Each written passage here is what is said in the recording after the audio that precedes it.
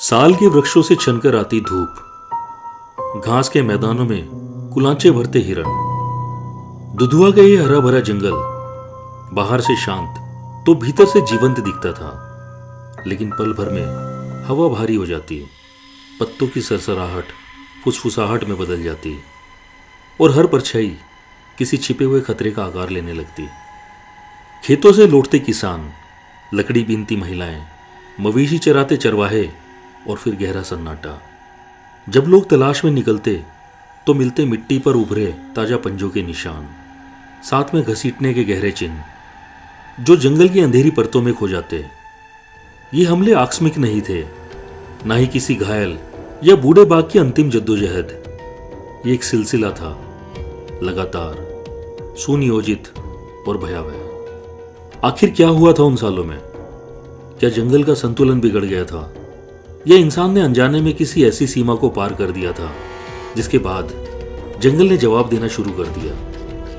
ये कहानी उस दौर की जब दुधवा में सिर्फ बाघ की दहाड़ नहीं गूंजती थी, बल्कि इंसानी चीखों की परछाइयां भी जंगल की हवा में तैरती थी। और आज हम उसी सच्चाई के भीतर उतरने वाले हैं।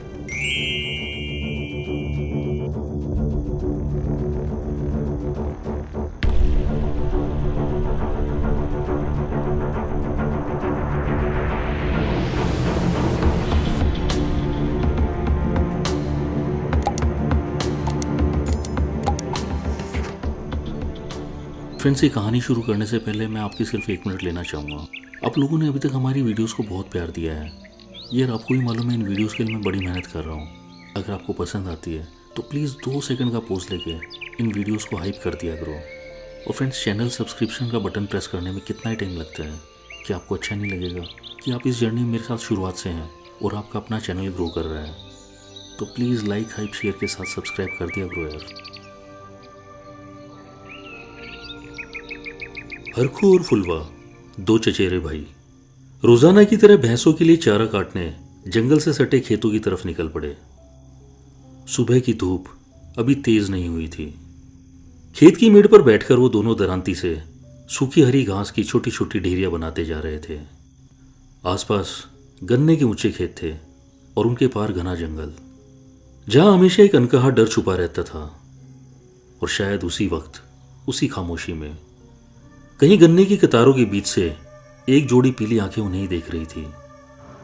वो आदमखोर बाघिन थी, जमीन से सटकर लगभग रेंगते हुए उनकी ओर बढ़ रही थी।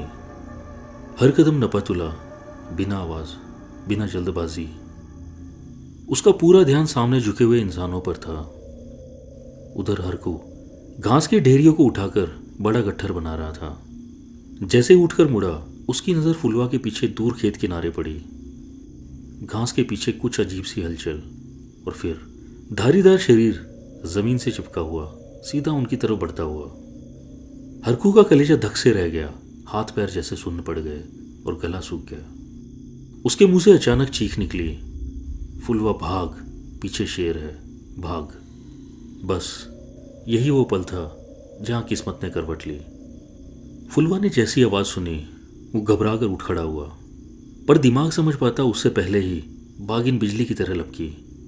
पहली छलांग, दूसरी छलांग और तीसरी छलांग में फुलवा को सीधा दबोच लिया। फुलवा के मुंह से बस एक चीख निकली और अगले ही पल उस बाघिन के दांत उसकी गर्दन में धंस चुके थे। हरखू भाग चुका था, लेकिन उस चीख ने जैसे उसके पैरों की ताकत छीन ली थी। फिर भी वो रुका नहीं। उसे पता था अब लौटना मौत को बुलाना है। वो भागता हुआ गांव पहुंचा। हांफते हांफते उसने लोगों को बताया, बाघिन फुलवा को ले गई है। गांव में सन्नाटा छा गया। कुछ ही देर में 20-25 लोग ट्रैक्टर ट्रॉली लेकर खेतों की तरफ निकल पड़े। गन्ने के बीच घसीटे जाने के निशान साफ दिख रहे थे। टूटी पत्तियां, खून की बूंदें और मिट्टी पर घिसटती देह का रास्ता। वो लोग ट्रैक्टर लेकर उन निशानों का पीछा करते हुए खेत के अंदर घुसे ही थे कि अचानक अंदर से गुर्राहट सुनाई दी। बाघिन अभी भी वहीं थी। वो फुलवा के शव को खा रही थी। आवाज सुनते उसने गर्दन उठाई और फिर शव को दोबारा दांतों में पकड़ा और जंगल की तरफ घसीटने लगी। पर इस बार ट्रैक्टर बहुत पास आ चुका था। लोगों की चीखें, इंजन की आवाज़। बागिन ने जोरदार दहाड़ मारी, ऐसी कि पूरा खेत कांप उठा। अगले ही पल उसने फुलवा के शव को छोड़ दिया और पलक झपकते ही जंगल में गायब हो गई। डर के मारे लोगों के हाथ कांप रहे थे, फिर भी उन्होंने किसी तरह फुलवा के शव को ट्रॉली में डाला और गांव की तरफ लौट पड़े। लेकिन कहानी यहीं खत्म नहीं हुई। रास्ते में कुछ दूर तक वो बागिन उनका पीछा करती रही। बीच बीच में गन्ने की फसल हिलती दिखी, कभी अचानक गुर्राहट की गूंज, जैसे वो अपना शिकार वापस लेना चाहती हो या इंसानों को चुनौती दे रही हो। उस बागिन ने उन लोगों का गांव तक पीछा किया, फिर रास्ते के बीच बैठ गुर्राती रही। जब ग्रामीणों ने जलती हुई मशालें उसकी ओर फेंकी, तब कहीं जाकर वो बागिन पीछे हटी, अंधेरे को चीरती हुई झाड़ियों में गुम हो गई। पूरी रात उस बागिन की रुक रुक कर दहाड़ ने लोगों को सोने नहीं दिया। उस गर्जना में चेतावनी थी और हर गूंज में एक अधूरी भूख। लोगों ने दरवाजों के कुंडे कस दिए और नींद, वो तो उस रात किसी की आंखों में आई ही नहीं। जंगल दूर था, पर उसकी आवाज हर आंगन तक पहुंच रही थी। गन्ने के खेत अब सिर्फ फसल नहीं रहे, वे छिपे हुए मौत के अड्डे बन चुके थे। जुलाई का महीना आते आते उत्तरी भारत में मानसून पूरी तरह उतर आया था। बारिश की नमी से तराई के घने साल के जंगल जीवित से लगने लगे थे। पत्तों से टपकता पानी, गीली मिट्टी और हर तरफ हरियाली की मोटी परत फैल गई। इसी मौसम में जंगलों में कुछ हफ्तों के लिए उगता था एक दुर्लभ जंगली मशरूम, कटरुआ। साल के पेड़ों की जड़ों के पास उगने वाला यह कटरुआ स्थानीय लोगों के लिए खजाने से कम नहीं था। बाजार में इसकी कीमत बहुत ऊंची मिलती थी, इसलिए लोग अपनी जान जोखिम में डालकर भी इसे बीनने जंगल में उतर जाते थे। गजरोरा इलाके के एक गांव के निवासी मंगीलाल और लड़ैती देवी कुछ अन्य ग्रामीणों के साथ उस दिन कटरुआ बीनने निकले थे। जंगल के किनारे के हिस्से से तो पिछले 2-4 दिन में ही लोग कटरुआ साफ कर चुके थे, इसलिए इस बार सभी सुहेली नदी पार कर जंगल के और अंदर तक चले गए। ज्यादा कटरुआ ज्यादा कमाई, लेकिन यही लालच, यही गहराई धीरे धीरे खतरे में बदल रही थी। जितना अंदर जाते गए जंगल उतना ही घना होता गया। पेड़ों की छाया इतनी गहरी थी कि दिन में भी अंधेरा सा लगता था। और इसी होड़ में कि ज्यादा से ज्यादा कटरुआ मिले, मंगीलाल और लड़ैती देवी बाकी के लोगों से कब आगे निकल गए उन्हें खुद भी एहसास नहीं हुआ। और बस यही गलती उन पर भारी पड़ने वाली थी। अचानक जंगल की खामोशी को चीरती एक भयानक चीख गूंजी, उसके साथ ही एक भारी दहाड़ और मंगीलाल के चिल्लाते हुए भागने की आवाज। फिर किसी जानवर के पानी में कूदने की तेज छपाक और पेड़ों पर बैठे बंदरों और पक्षियों का बेकाबू शोर। खून जमा देने के लिए इतना काफी था। हर किसी को लगा जैसे अगला शिकार वही होने वाला है। इस डर ने उन्हें कुछ सोचने का मौका ही नहीं दिया। घास, झाड़ियां, कांटेदार बेले और गिरे हुए पेड़, कुछ नहीं दिखा। बस वो सब अपनी जान बचाकर भागते रहे। उन्हें खुद भी याद नहीं रहा कि जंगल से कैसे सड़क तक पहुंच गए। और सड़क पर पहुंचकर सब एक दूसरे को देखने लगे, पर उनके बीच से मंगीलाल और लड़ैती देवी गायब थे। डर और घबराहट में सब लोग वन चौकी पहुंचे और वहां मौजूद स्टाफ को सारी घटना बताई। सुबह से ही रुक रुक कर हो रही बारिश अब तेज हो चुकी थी और ऐसे मौसम में खोज अभियान शुरू करना मुश्किल था। फिर भी देर शाम 2 हथनियों पर सवार वनकर्मियों के साथ कटरुआ बीनने गए कुछ मजदूर जंगल में उस जगह पहुंचे जहां आखिरी बार लड़ैती देवी को देखा गया था।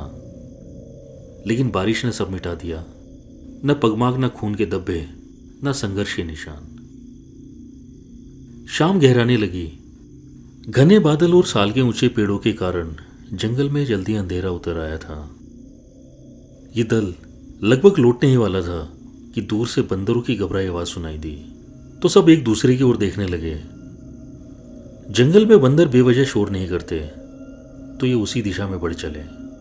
और कुछ दूरी पर साल के एक विशाल पेड़ के नीचे जो दृश्य दिखा, उसने सबको स्तब्ध कर दिया। सामने एक बागिन बैठी थी और उसके आगे पड़ा था लड़ैती देवी का शरीर। वो उसे खा रही थी। लोगों को देखते उसने सिर उठाया, गहरी गुर्राहट निकाली, जैसे चेतावनी दे रही हो कि आगे मत बढ़ना। सिर नीचा, कान पीछे और आंखें सीधे सामने टिकी हुई। फिर अचानक वो उठी, पलक झपकती गुर्राई और बिजली की तरह उनकी ओर झपटी। कुछ कदमों की वो दौड़ इतनी तेज थी कि हाथी पर बैठे लोगों की दिलों की धड़कनें गले तक आ गई। लेकिन ठीक सामने पहुंचने से पहले वो अचानक मुड़ी, फिर लंबी छलांग लगाकर नेवरा की दिशा में घनी झाड़ियों के भीतर समा गई। ये एक बाघिन थी, बहुत बड़ी, डील डोल में लगभग नर बाघों जैसी। वनकर्मी धीरे धीरे सावधानी से हथनी से नीचे उतरे और लड़ेती देवी का शरीर इकट्ठा किया। शाम का धुंधलका गहरा गया था, पर मंगीलाल का कुछ पता नहीं लग सका। बादल और घने हो गए थे, तो सबने फैसला किया कि अब लौटना ही ठीक है। वो लड़ैती देवी का शव लेकर दुधवा कैंपस लौट आए। एक बात ने सबको हैरान कर दिया था कि बाघिन ने उसे अजीब तरीके से खाया था, सिर्फ गर्दन और पेट का कुछ हिस्सा। आमतौर पर बाघ अपने शिकार को निचले हिस्से से खाना शुरू करते हैं, पर यह तरीका तेंदुए जैसा ज्यादा लग रहा था। अगले दिन मंगीलाल की तलाश फिर से शुरू की गई और नेवरा नाले के किनारे एक झाड़ी में उसका गमछा अटका मिला। बस वही एक निशान। इसके बाद उस दिन कुछ नहीं मिला। अनुमान लगाया गया कि जब कटरुआ बीनते बीनते मंगीलाल और लड़ैती देवी बाकी लोगों से अलग हो गए थे, मंगीलाल नाले की ओर था, तभी उसने पीछे से लड़ैती देवी की चीख, गुर्राहट और संघर्ष की आवाज सुनी। वो पलटा और सामने बाघिन के जबड़ों में लड़ैती देवी को देखा तो उसके पैरों तले जमीन खिसक गई। बाघिन ने उसे भी देख लिया और दहाड़ मारी। डर के मारे मंगीलाल उल्टी दिशा में नाले की ओर भागा और शायद घबराहट में सीधे पानी में कूद गया। लेकिन एक और संभावना भी थी। लोगों ने उस इलाके में एक बाघिन को एक बड़े नर बाघ के साथ घूमते देखा था। हो सकता है जब मंगीलाल पलटा हो तो सामने नर बाघ आ गया हो और उससे बचने के लिए उसने नेवरा नदी में छलांग लगा दी हो। पर शायद वो जानता नहीं था कि बाघ बहुत अच्छे तैराक भी होते हैं। नाले में जूझते मंगीलाल को उस बाघ ने कुछ ही पलों में पकड़ लिया होगा। अगले 2 दिनों तक उसकी खोज चलती रही। नाले, झाड़ियां, नदी किनारे, जंगल के हर हिस्से में तलाश हुई। दूसरे दिन दोपहर के बाद नेवरा से कुछ दूरी पर इंसानी जांघ की हड्डी और फटे कपड़ों के कुछ टुकड़े बरामद हुए। ये मंगीलाल के ही थे। उस घटना के बाद कटरुआ बीनने जाने वाले लोगों की भीड़ अचानक कम हो गई। लोगों का कहना था कि यह जंगल अब बदल चुका है। यहां एक नहीं 2 बाघ हैं जो इंसानों को शिकार बना रहे हैं। अब लोग खुलकर बोलने लगे थे कि बिली अर्जन सिंह की तारा ही लोगों को मारकर खा रही है। पर जिस दिन इन लोगों पर हमला हुआ था, उसी दिन गली तालाब के पास टीएम और तारा ने बिली द्वारा बांधे गए कटड़े को मारकर खाया था। अगर तारा और टीएम पशुओं को शिकार कर रही थी, तो फिर इंसानों को कौन सा बाघ मारकर खा रहा था? लेकिन लोगों और वन विभाग का मानना था कि इन लोगों को तारा ने ही मारकर खाया है। अगस्त की शुरुआत में सुहेली और नेवरा नदी की बाढ़ से पूरे इलाके में पानी भर गया था। लोंगटो यानी बड़े पंजे वाला बाघ और लंगड़ी बाघिन दुधवा में ऊंची जगह की तरफ निकल गए थे, पर तारा और टीएम बाघ ने इलाका नहीं छोड़ा और वो बाढ़ के पानी से भरे जंगल और ग्रासलैंड में 12 सिंगों का शिकार करते रहे। बाघों द्वारा इतने इंसानी शिकार किए जाने के बाद पूरे इलाके में दहशत का माहौल था। अक्टूबर के मध्य तक बाढ़ का पानी ज्यादातर इलाकों से उतर चुका था। इसी माह के आखिरी सप्ताह की एक शांत सुबह, जब जंगल फिर से अपनी लय में लौट रहा था, तभी बिली के कानों में दूर से बाघिन और बाघ की मीटिंग कॉल गूंज उठी। आवाज साफ थी, गहरी थी और सबसे अहम बात, बिली उस आवाज को पहचानते थे। तारा अब 2.5 साल की हो चुकी थी और यही वो उम्र होती है जब एक बाघिन मीटिंग के लिए तैयार मानी जाती है। अगले 4 दिनों तक जंगल के अलग अलग हिस्सों से वही आवाज बार बार सुनाई देती रही, रुक रुक कर, कभी पास से कभी दूर से। बिली समझ चुके थे ये तारा ही थी, उसकी अपनी तारा, जिसकी हर चाल, हर गर्जना और हर पुकार से वो परिचित थे। पर कुछ महीने पहले पूरी रात जंगल से जो मीटिंग रोर सुनाई दी थी, फिर वो किसकी थी? वहां पंजों के निशान तो तारा और टीएम बाघ के मिले थे। पर या तो उस समय तारा ने फेक मीटिंग की थी या उस समय तारा गर्भ धारण नहीं कर पाई होगी। जंगल के उस सन्नाटे में यह सिर्फ दो बाघों का मिलन नहीं था, बल्कि एक नए अध्याय की शुरुआत थी। नवंबर 1978। दुधवा के घने जंगल से लगे हाथी घास के मैदान के किनारे पतियानी इलाके के खेत फैले थे। उन खेतों में गन्ने की कटाई की शुरुआत हो चुकी थी। कुछ मजदूर घास के मैदान से सटे गन्ने के खेतों में अगली फसल के लिए गंडेरी काटकर अलग कर रहे थे। गंडेरी यानी नरम गन्ना केवल खाने, गुड़ या शक्कर बनाने के लिए नहीं, बल्कि नई फसल उगाने में भी काम आता है। बीज के रूप में ताजा स्वस्थ गन्ने की डंडियों को 2-3 आंख वाले टुकड़ों में काटा जाता है। इन्हीं टुकड़ों को खेतों में बोया जाता है और हर आंख से एक नया पौधा निकलता है। उन्हीं मजदूरों में से एक मजदूर मन्ने, जो रोज की तरह काम पर आया था, इस बात से बिल्कुल अनजान कि आज उसकी मौत उसी खेत में चुपचाप उसका इंतजार कर रही है। दोपहर के समय मजदूर काम छोड़कर खेत के बाहरी सिरे पर उगे एक बड़े पेड़ की छांव में बैठकर खाना खाने लगे। तभी ध्यान आया कि पीने के पानी का मटका वे उसी जगह भूल आए हैं जहां थोड़ी देर पहले वो गंडेरी काट रहे थे। मन्ने उठ खड़ा हुआ। मैं ले आता हूं, कहकर वो अकेला ही उस तरफ चल पड़ा। जैसे ही वो उस जगह के करीब पहुंचा, उसकी नजर सामने गन्ने की फसल के बीच उभरी एक अजीब सी आकृति पर पड़ी। पहले पल में वो समझ ही नहीं पाया, पर अगले क्षण उसकी रूह कांप उठी। कुछ ही फीट दूरी पर गन्ने की कतारों के बीच एक साया उसी की तरफ देख रहा था। मन्ने उल्टे पांव चीखता हुआ भागा। पेड़ के नीचे अलसाते मजदूर अचानक आई उस चीख से घबराकर उठ खड़े हुए, पर अब तक बहुत देर हो चुकी थी। वो उभरी आकृति कोई साया नहीं, बल्कि वही आदमखोर बाघिन थी जो उन लोगों की आवाज सुनकर शायद जंगल से निकलकर गन्ने के खेत में काफी देर से छिपी बैठी थी और मौके की तलाश में थी। मन्ने को अकेला आता देख उसे उसका इंतजार खत्म होता दिखाई दिया। भागते मन्ने को उस बाघिन ने 2 ही छलांग में दबोच लिया। गर्दन से पकड़कर उसे घसीटते हुए गन्ने के खेत के भीतर खींच ले गई। यह सब इतना तेजी से हुआ कि दूर खड़े मजदूर कुछ नहीं कर पाए। वे बस अपने सामने एक बाघिन को मन्ने को गर्दन से पकड़कर खेत के भीतर घसीटते हुए देखते रह गए। पिछले कई महीनों से इस इलाके में बाघों के हमलों की खबरें लोगों को पहले ही डरा चुकी थी। ये भयानक दृश्य देख सभी मजदूर डर के मारे वहां से भाग खड़े हुए। कुछ ही दूरी पर उन्हें सामने से खेत का मालिक बलवंत ट्रैक्टर पर आता दिखाई दिया। मजदूरों को बदहवास और चीखते देख वो भी घबरा गया। जब उसे पूरी बात पता चली तो उसने तुरंत सबको ट्रैक्टर ट्रॉली में बिठाया और उसी खेत की तरफ ट्रैक्टर दौड़ा दिया। बाघिन मन्ने को खेत के भीतर खींच ले गई थी।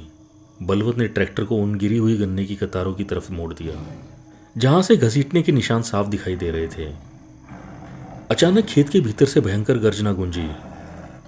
बलवंत ने हिम्मत जुटाकर ट्रैक्टर का एक्सीलेटर पूरा दबा दिया। इंजन की तेज आवाज से उसने बाघिन को भगाने की कोशिश की, जिसमें वो सफल भी हुआ। कुछ दूर आगे बढ़ते ही उन्हें औंधे मुंह पड़ा मन्ने का बेजान शरीर दिखाई दिया। खेत से सटे जंगल की ओर से बाघिन की लगातार दहाड़ सुनाई दे रही थी। खतरा टला नहीं था और वो किसी भी समय वापस लौट सकती थी। बिना एक पल गवाए सबने मिलकर मन्ने के शरीर को उठाया और ट्रॉली में डाल दिया। फिर ट्रैक्टर को तेजी से खेत से बाहर निकाल लिया गया। उस शाम पतिहानी इलाके में सन्नाटा छा गया। खबर आग की तरह फैल चुकी थी। एक और हमला, एक और जान चली गई। जंगल अब सिर्फ पेड़ों और जानवरों का इलाका नहीं रह गया था, अब वो डर का नाम बन चुका था। वन विभाग की टीम मौके पर पहुंची। गन्ने के बीच मिले ताजा पंजों के निशान एक बाघिन के ही थे। वो बाघिन जो अब बस इंसानों की तलाश में घूम रही थी। लोगों के मन में एक ही सवाल घूम रहा था, क्या वही बाघिन है जो पिछले कई महीनों से इंसानों को खा रही है? और अगर हां, तो अगला शिकार कौन होगा? इसी माह में एक और दर्दनाक घटना घटी और इंसान फिर इन बाघों का शिकार बन गया। जंगल विभाग और लोगों के मना करने के बाद भी बकरियों को चराते हुए 15-16 साल का एक लड़का जुम्मा अपने 2 दोस्तों के साथ जंगल किनारे पहुंच गया। तीनों बच्चे जंगल किनारे एक ऊंचे पेड़ पर चढ़कर बैठ गए और आपस में बातें करने लगे। नीचे उनकी बकरियां इधर उधर चल रही थी। कुछ देर बाद कुछ बकरियां धीरे धीरे जंगल के अंदर घुस गई। उन्हें वापस हाँकने के लिए जुम्मा पेड़ से उतरकर उनकी ओर बढ़ा और जैसे ही वो जंगल के अंदर झाड़ियों की ओट में पहुंचा, अचानक उसकी दर्द भरी चीख और बाघ की भयानक गुर्राहट से पूरा जंगल कांप उठा। पेड़ पर बैठे उसके दोनों साथी घबराकर और ऊपर चढ़ गए। नीचे बकरियां डरकर भागी और जंगल से निकलकर गांव की दिशा में भागती चली गई। शाम करीब 3-4 बजे जब वे बकरियां गांव से सटे खेतों के पास पहुंच गई और उनके साथ बच्चे नहीं दिखे, तो लोगों को थोड़ी शंका हुई। उन्होंने तुरंत बाकी गांव वालों को बताया। खबर मिलते ही जुम्मा और उसके दोस्तों के परिजन और कुछ ग्रामीण जंगल की ओर दौड़े। जंगल किनारे पहुंचकर देखा कि पेड़ पर बैठे दोनों बच्चे डर से चिल्ला रहे हैं। लोगों को आता देख वो नीचे उतरे और रोते रोते पूरी घटना बताई। जिस दिशा में जुम्मा गया था, लोग उसी दिशा की ओर बढ़े। कुछ मीटर दूर चलते ही एक जामुन के पेड़ के पीछे जमीन पर खून के धब्बे दिखाई दिए तो माहौल सन्नाटे और भय से भर गया। वन विभाग को खबर दे दी गई।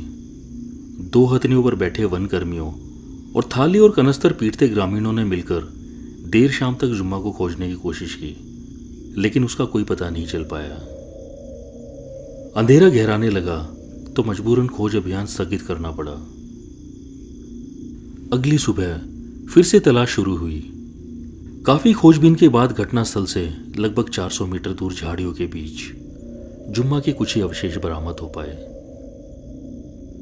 बाघ उसे लगभग पूरा ही खा चुके थे। ये दृश्य देख वहां मौजूद हर व्यक्ति सिहर उठा। दिसंबर महीने का आखिरी सप्ताह।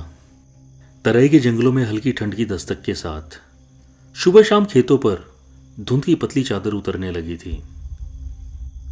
जंगल से लेके गजरोरा के पास तरसेम सिंह ने खेतों के बीच ही अपना मकान बना रखा था ताकि खेती और पशुओं पर नजर बनी रहे। उसी घर के बाहर मुख्य दरवाजे से महज 50 फीट की दूरी पर उनकी पत्नी गुरजस कौर भैंसों के चारे के लिए गन्ने के खेत की मेड़ पर उगी घास काट रही थी। चारों तरफ फैले सन्नाटे के बीच बस घास पर चल रही दराती की चर चर की आवाज। घास लगभग कट चुकी थी, बस गट्ठर बनाना बाकी था। गुरजस कौर सीधी खड़ी हुई और जैसी पीछे पलटी, उसके पैरों तले जमीन खिसक गई। मुख्य दरवाजे से थोड़ी ही दूरी पर जमीन से सटी एक बागिन बैठी थी। उसकी पीली भूरी आंखें सीधे उसी पर टिकी थी। शरीर जमीन से चिपका, सांस तक धीमी, जैसे सही पल का इंतजार कर रही हो। गुरजस सब समझ गई और डर से उसके हाथ से दराती गिर गई। वो जोर से चिल्लाती हुई अपने घर की तरफ भागी, लेकिन उन दोनों के बीच की दूरी बहुत कम थी। दरवाजे तक पहुंचने से पहले ही बागिन ने छलांग लगाई। एक झपट्टा और अगले ही पल उसके दांत गुरजस कौर की गर्दन में धंस चुके थे। वो उसे घसीटते हुए लाई के खेत की तरफ ले जाने लगी। घर के अंदर मौजूद लोगों ने शोर सुना। दरवाजा खुला और सामने जो दृश्य था उसने सबको पत्थर बना दिया।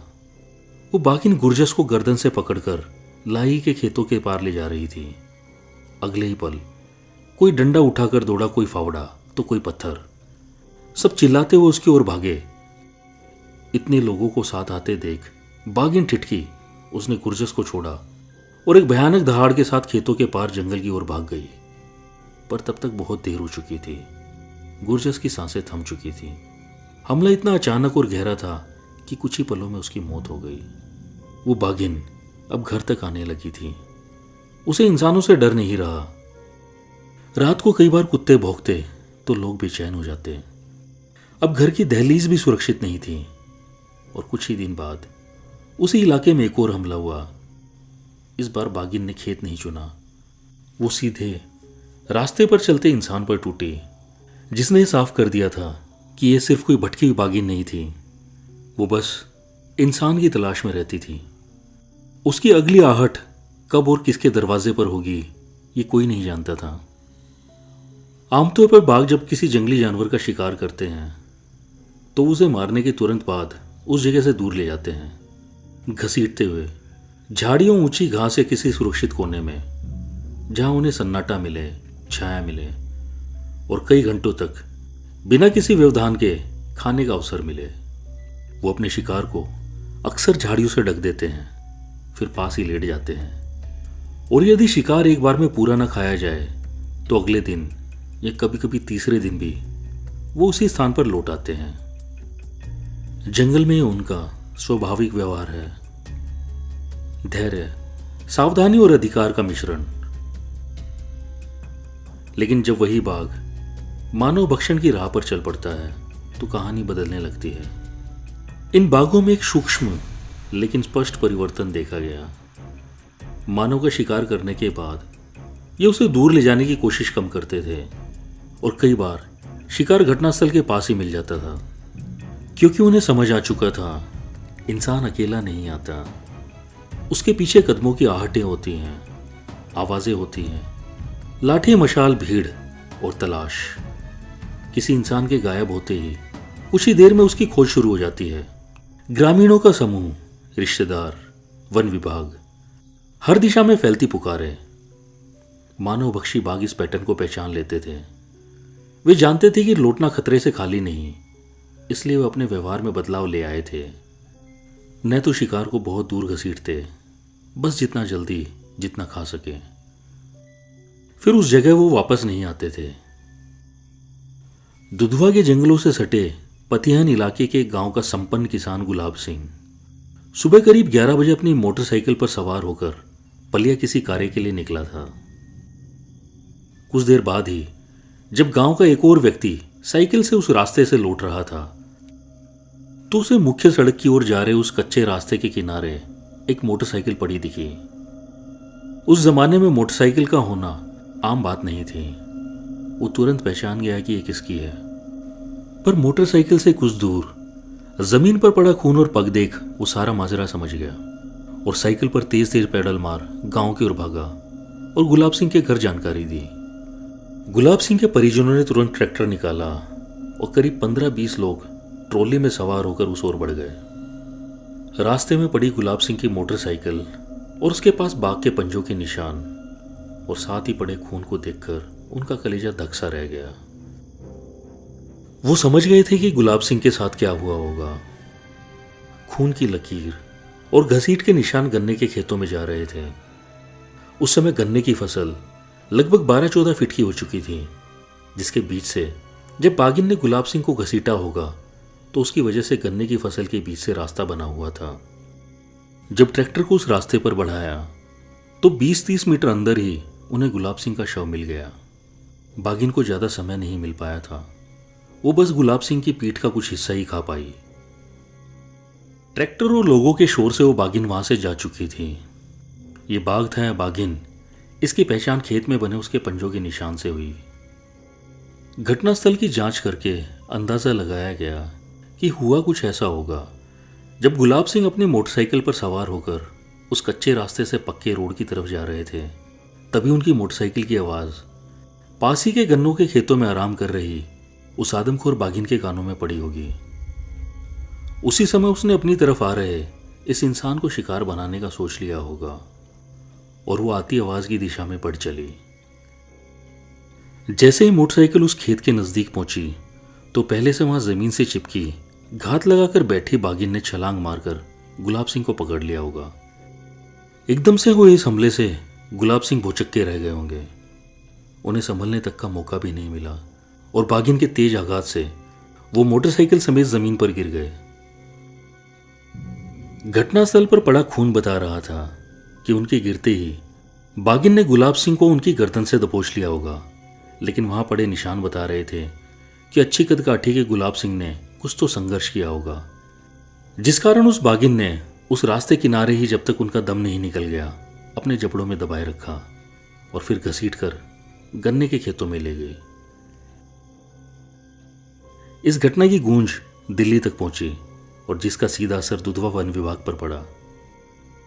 इस बाघिन को हर हाल में ट्रंकलाइज करके पकड़ने के लिए सभी प्रयास किए जाने लगे। साथ ही अगर ये पकड़ में ना आए तो इसे मारने के आदेश भी निकाले गए। दुधवा की 3 हथनियों भगवान प्यारी, राज बेगम और चंपाकली पर सवार सर्च पार्टियां खोज में लग गई। एक जगह भैंस के कटड़े को बेट के रूप में बांधा गया और पास ही एक पेड़ पर मचान बांधकर ट्रंकलाइजर गन और .375 राइफल, जिससे बाघों का शिकार किया जाता है, लेकर 2 शिकारी उस मचान पर बैठ गए। धीरे धीरे दिन की रोशनी कम होती जा रही थी और पूरी तरह अंधेरा होने से पहले सूरज की लालिमा आसमान में आखिरी रोशनी बिखेर रही थी। तभी कटड़े ने सामने खेत में देखकर जोर जोर से रंभाना शुरू कर दिया। मचान पर बैठे शिकारी समझ गए थे कि वो बाघिन आ चुकी है। गन्ने के खेत से तेजी से निकलकर वो बाघिन उस कटड़े पर झपटी और कटड़े की पीड़ा से दबी दबी आवाज निकलने लगी। मचान पर बैठे शिकारी ने .375 बोर की गन से फायर झोंक दिया और गोली लगती ही वो बाघिन उछली और गुस्से में गुर्राती हुई गन्ने के खेत में ओझल हो गई। उस समय मचान से उतरकर उस बाघिन को ढूंढना आत्महत्या जैसा हो सकता था, इसलिए वो मचान पर ही बैठे रहे। दूर हथनियों पर सवार बाकी दल ने गोली चलने की आवाज सुन ली थी। वो कुछ ही देर में वहां पहुंच गए और पेड़ पर बैठे शिकारियों को मचान से सीधा हथनी की पीठ पर बंधे होदे पर उतार लिया। अगले दिन जब उस जगह का निरीक्षण किया और खून की लकीर का पीछा किया तो उस गन्ने के खेत में कुछ ही दूरी पर उन्हें बिना कोई हलचल के एक धारीदार शरीर मिला। पर यह तो एक बाघ था जिसके पंजे सामान्य बाघों से कुछ ज्यादा बड़े थे। ये वही बाघ था जिसका नाम बिली ने लोंगटो निकाला था। कुछ समय पहले तारा को भी इस बाघ के साथ देखा गया था, पर उसके बाद तारा फिर से टीएम बाघ के साथ दिखने लगी थी, जबकि इस बड़े पंजे वाले बाघ को कई अवसरों पर बड़ी बाघिन के साथ देखा गया था। जहां गुलाब सिंह को शिकार बनाया गया था, वहां जो पंजों के निशान मिले थे वो किसी बाघिन के थे, पर बिली के अनुसार वो तारा के नहीं थे। मामला इतना उलझ गया कि किसी को समझ ही नहीं आ रहा था कि आखिर कोई एक बाघ मानव भक्षण कर रहा है या उस इलाके में कई आदमखोर सक्रिय हैं। क्योंकि एक घटना पतिहन इलाके में होती तो दूसरी उससे कई किलोमीटर दूर सुनारीपुर के उत्तरी भाग में। कोई एक बाघ या बाघिन इतनी दूर तक मार कैसे कर सकती है? पर कई बार ऐसा देखा गया है कि नरभक्षी हुए बाघ इतने चालाक हो जाते हैं कि वो सामान्य बाघों की तरह अपनी टेरिटरी में ही शिकार नहीं करते, बल्कि उन्हें जब जहां मौका मिल जाए वहां इंसानों का अपना शिकार बना लेते हैं।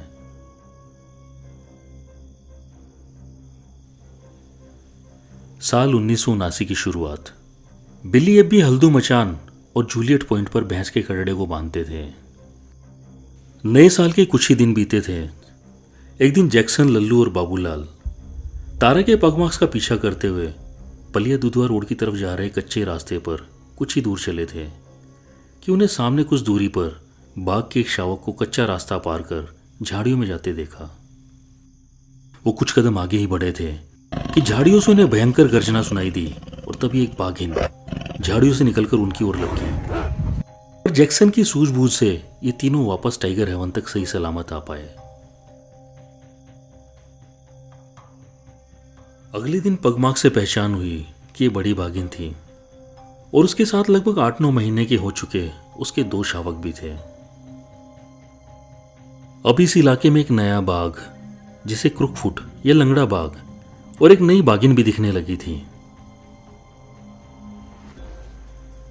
कुछ समय बाद टाइगर हेवन से सटे इलाके में तारा को नई बाघिन और कई मौकों पर बड़ी बाघिन के साथ भी देखा जाने लगा। ये काफी अजीब था क्योंकि वयस्क हो चुके बाघ और बाघिनों की अपनी एक टेरिटरी होती है जहां वे अन्य किसी बाघ या बाघिन को बर्दाश्त नहीं करते। फिर शावकों के साथ तो कोई भी बाघिन किसी भी अन्य बाघ या बाघिन को खतरा ही समझते हैं, और बड़ी बाघिन तो पहले ही तारा पर हमला कर चुकी थी। फिर तारा में ऐसा क्या था कि उसे सभी बाघों और बाघिनों ने अपना लिया था। एक दिन बड़ी बाघिन ने बिली द्वारा बांधा गया कटड़ा मारा, लेकिन पास ही मचान पे लल्लू को बैठा देख वहां से बिना उस कटड़े को खाए चली गई। पर फिर कुछ देर बाद वहां तारा आई और बैठकर उस कटड़े को खाने लगी। इन बातों से पता चलता है कि जितना हम बाघों के बारे में जानते हैं वो काफी नहीं है। अगले 2 महीने तारा बहुत कम दिखाई दी। वो गहरी झाड़ियों और दलदली हिस्सों में ज्यादा समय बिताने लगी थी। ये उसके स्वभाव में आए बदलाव का संकेत था। कुछ हफ्तों बाद जैक्सन ने बिली को बताया कि उसने सुहेली नदी के किनारे कुछ ताजा पग मार्क्स देखे हैं, एक बाघिन के जो तारा के ही लग रहे थे, और उसके साथ साथ छोटे छोटे कई पंजों के निशान। ये सुनकर बिल्ली का दिल जोर से धड़क उठा। क्या तारा मां बन चुकी थी या किसी और बाघिन के शावक थे? जंगल चुप था, पर उसकी खामोशी में एक नई कहानी पल रही थी। एक सुबह जब लल्लू अपने कमरे से बाहर निकला तो उसे तारा के बाड़े के पास कुछ पगमार्क्स दिखे। ये तारा के थे। उन पगमार्क्स का पीछा करते हुए लल्लू ने अकेले ही कच्चे रास्ते से आगे बढ़ना शुरू किया। लेकिन यह लल्लू की भयंकर भूल थी। वो शायद भूल गया था कि कुछ दिन पहले ही उन्हें इसी दिशा में आगे बढ़कर बाघ के शावक और फिर अपनी तरफ दहाड़ती बाघिन दिखी थी। उन पगमार्क्स का पीछा करते हुए जैसे ही लल्लू टाइगर हेवन से मुख्य सड़क की ओर जा रहे कच्चे रास्ते पर स्थित एक मोड़ के पास पहुंचा, जहां से सामने का रास्ता दाईं ओर मुड़ने के साथ साथ ढालनुमा भी हो जाता है, तो सामने हाथी घास के एक झुरमुट से उसे एक बाघ का चेहरा बाहर निकलता दिखा। क्या वो तारा थी? पर अगले ही पल ऐसा क्या हुआ जिसने लल्लू को उल्टे पैर भागने पर मजबूर कर दिया।